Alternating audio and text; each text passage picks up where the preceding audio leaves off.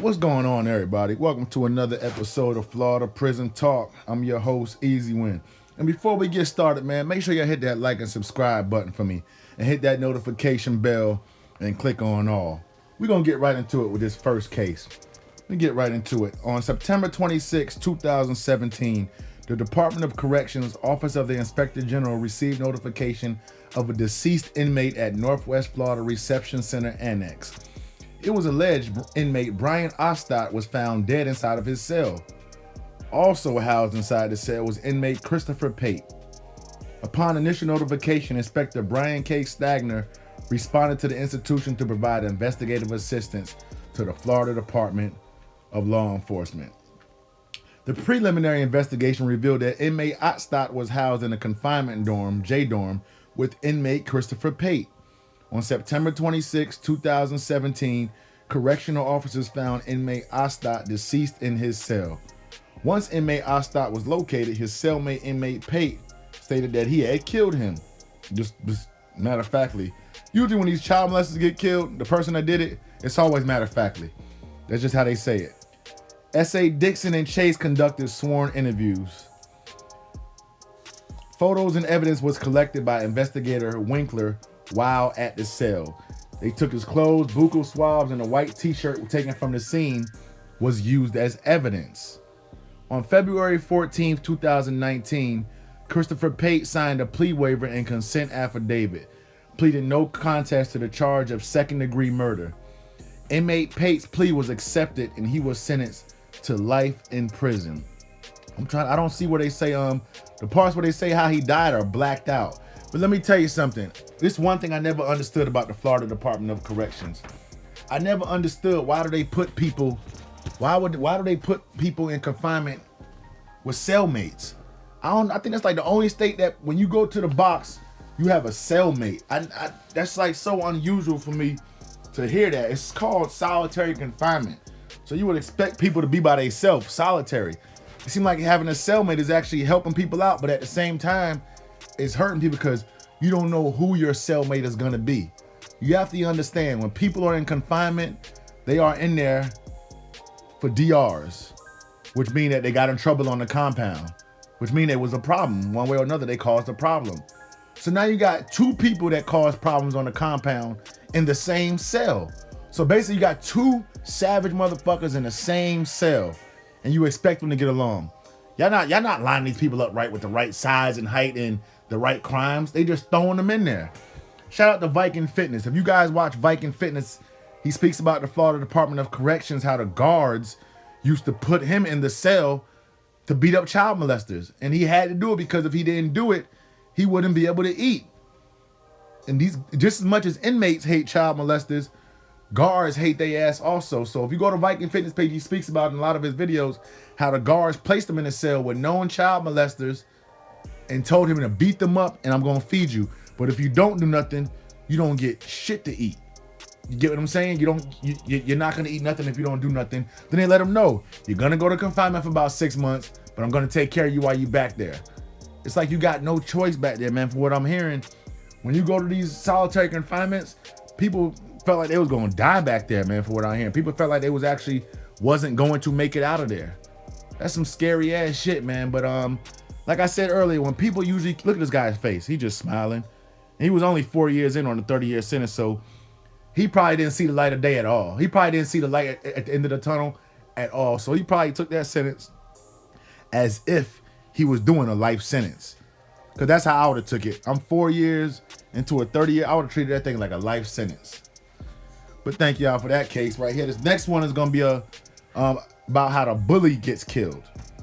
How the tables turn on a bully. Let's get right into it.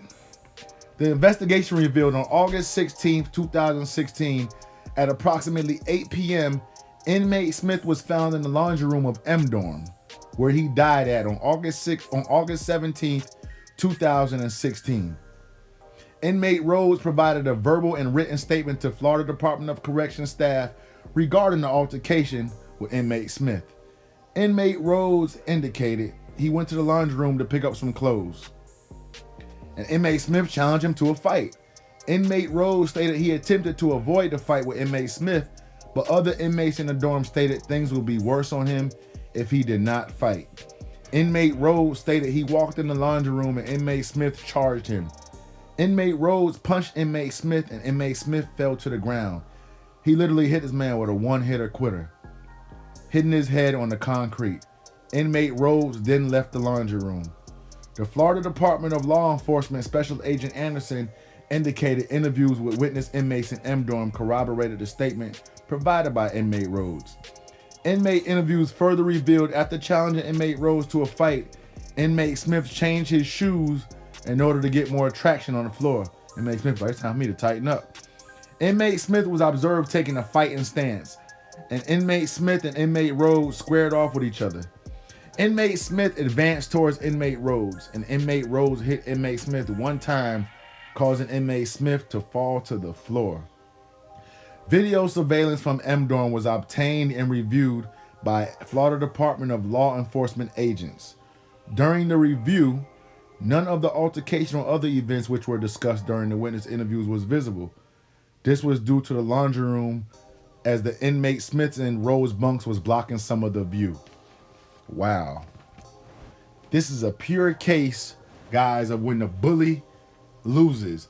And if you listen to what I was reading, when inmate Rhodes tried to back down, the other inmates, which was probably the people he rode with, was like, bro, if you don't fight him, they told him things are gonna be bad when you get back to the dorm.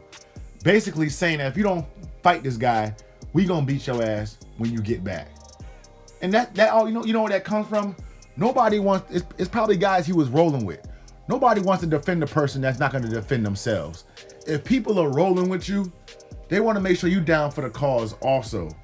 Who wants to defend a person that's not even going to help themselves out? Nobody. So they basically was telling inmate Rhodes, bro, you better fight him, because if you don't fight him after he done challenged you, he called you out. You don't buck a call out in the Florida Department of Corrections. He called you out and you trying to back off. Nah, bro, you got to fight him. And that was the end result. He hit the man with the one-hitter quitter. And listen, this guy was only 2 months in on a 10-year bid.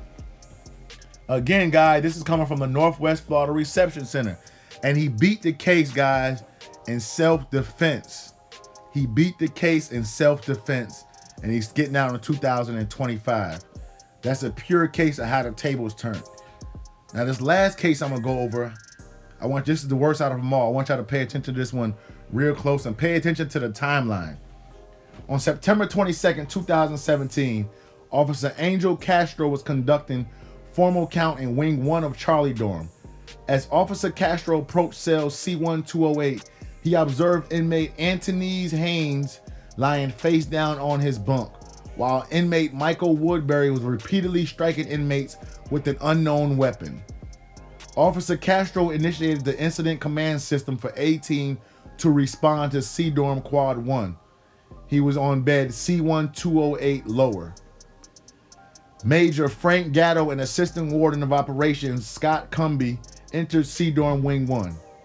At approximately 4:55 in the morning, Major Gatto approached cell C1208 and began a conversation with inmate Woodbury, the killer.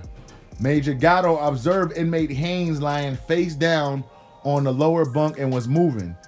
Warden Severson arrived at the cell C1208 at approximately 5:05 in the morning, which was 10 minutes later, and began speaking with inmate Woodbury. During this interaction, Captain Antonio Wells and AWO Cumby, Assistant Warden of Operations Cumby, also spoke with inmate Woodbury. Keep in mind now, while they speaking to this guy, he's steady beating inmate Haynes. While they talking to him at the cell, he's steady beating this inmate.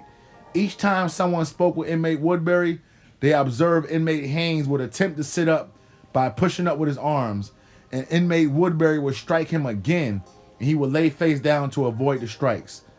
At approximately 6:30, an hour and 35 minutes later, Colonel Sarah Baldridge arrived and began to speak with inmate Woodbury, who was still acting erratic and irrational. The CNT was activated at approximately 5:10 a.m., but did not arrive on scene until 7:10. 2 hours later, they was activated at 5:10 and didn't arrive until 2 hours later. Several officers attempted to speak to inmate Woodbury, but he refused. At approximately 5:40, the DART team was activated and deployed to the staging area. So they're just sitting in the staging area.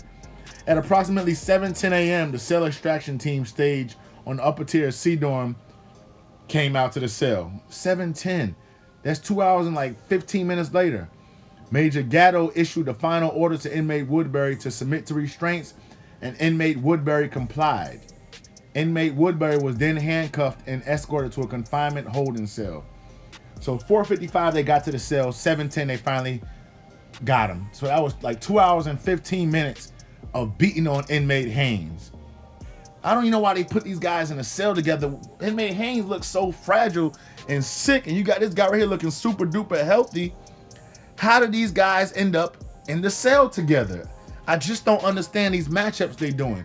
And let me go over some of the weapons that were used.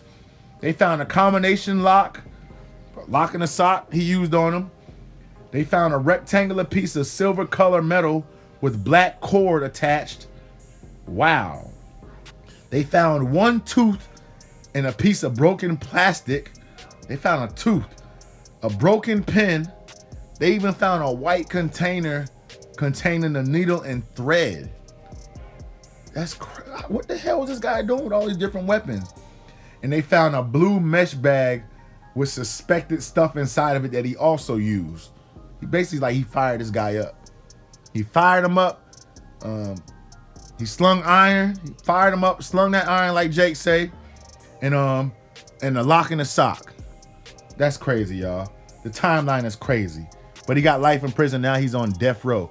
That's why you see him in orange. Everybody in orange in Florida means they on death row. Thanks for tuning in to Florida Prison Talk, man. Make sure y'all hit that like and subscribe button. Hope y'all enjoy it. This your boy Easy Win signing out.